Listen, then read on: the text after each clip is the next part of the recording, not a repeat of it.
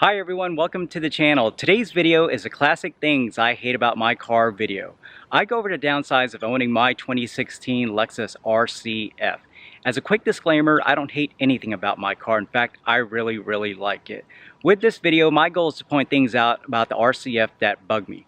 Things that Lexus could have done differently, and maybe to help you, the viewer, to make a decision about the RCF if you're considering buying one. So let's go ahead with the 3 things I hate about my 2016 Lexus RCF.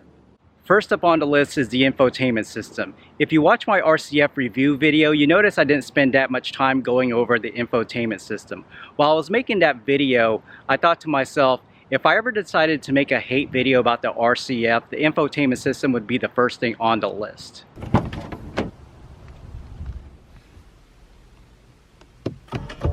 These are the reasons I don't like the infotainment system. Number 1 is the size of the display.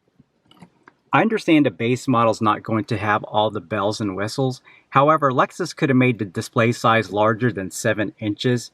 It doesn't make sense that there is wasted space here and here. Next is the overall look of the menu.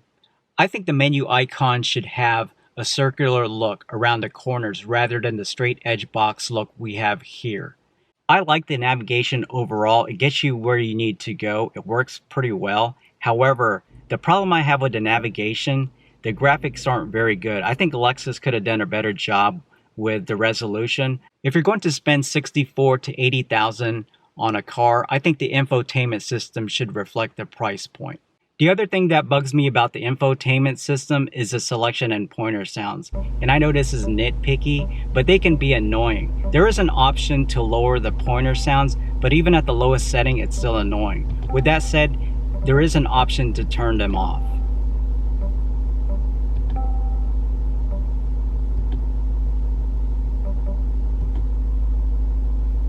I understand there has to be audible feedback from the system as the driver makes a menu selection. I think Lexus should have added additional choices for the selection and pointer sounds. A few of the things I just mentioned my 2016 lacks. Lexus offers in the 2019 RC and the 2020 RCF if you buy the optional navigation Mark Levinson audio package. Shown here is a 2019 RCF with a 10th anniversary edition package, performance package, navigation system with Mark Levinson audio.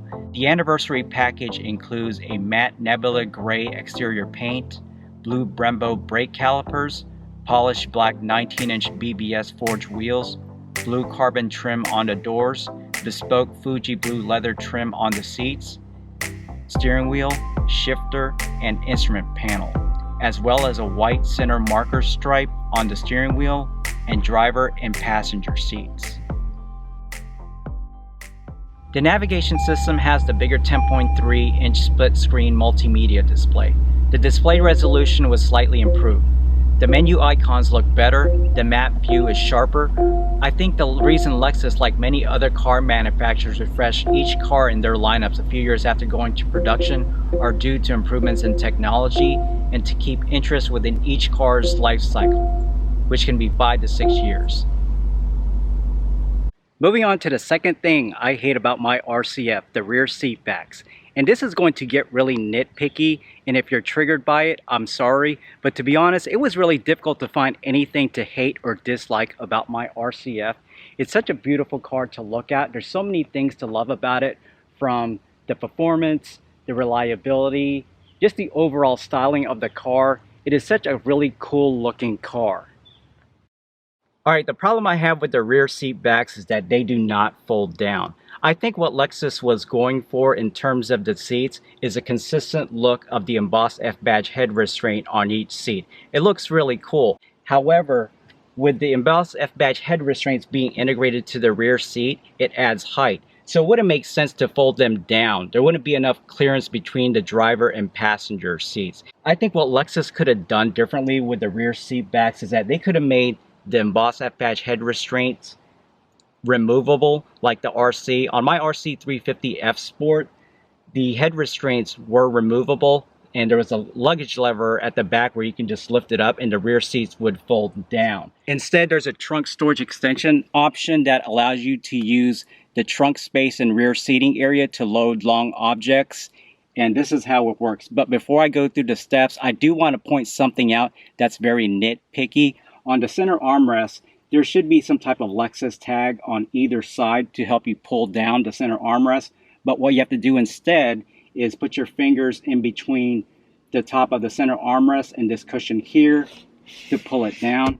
And as you can see, there is no tag here or here. And the next thing to do is remove this fastener, which is attached to a Velcro right above here. Pull it down, and let's go to the back to open up the inside trunk door.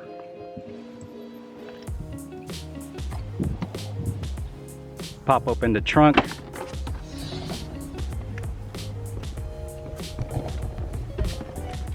And this is the inside trunk door here. Just pull on this latch to open it.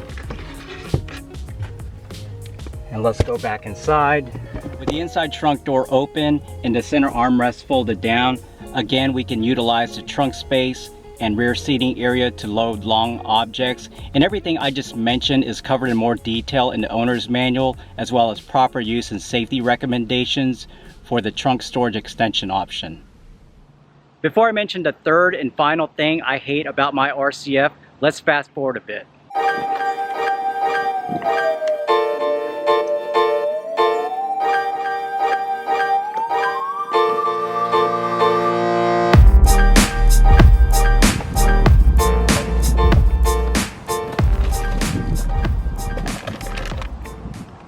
Number 3 is the emergency tire puncture repair kit. Before I tell you why I don't like the emergency tire puncture repair kit, I'll explain to you the components included with the kit.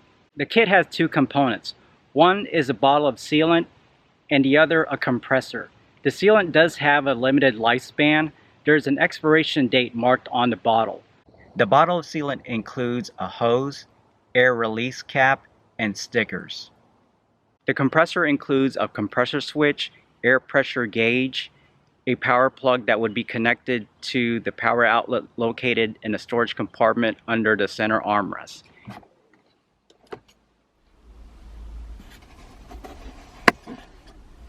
The manual explains the proper use and safety precautions when using the emergency tire puncture repair kit. I won't mention the steps on how to use the emergency tire puncture repair kit in this video, but I did find it straightforward. Some of you may be curious to know why the RCF does not have a spare tire. The RCF has staggered wheels and tires, meaning that the front tires are of a different size than the rear tires. Having an emergency tire puncture repair kit in place of a spare tire saves on overall weight. In fact, many car manufacturers, including Lexus, is ditching the spare tire to save on overall weight of the car for better fuel economy. I read the steps in the manual on how to use the emergency tire puncture repair kit several times to commit it to memory in the event I need to repair a flat tire with the kit. Eventually it's going to happen, so I might as well figure out how to use it. But to be honest, I think in most cases I would end up taking the tire off and having it patched. There are problems with using the emergency tire puncture repair kit. For example, you could not use the sealant to repair a major flat, say caused by a large piece of metal that punctured the tire and sidewall damage due to driving on a flat tire. The sealant is useful for slow leaks caused by, say, either a nail or a screw. So what I don't like about the emergency tire puncture repair kit is all the steps you have to go through to make sure that the tire is properly repaired, as opposed to having a spare tire where you can just take the flat tire out, put the spare in, and you're done. But also keep in mind that once you use the emergency tire puncture repair kit, it's recommended that you replace the tire pressure warning valve and transmitter.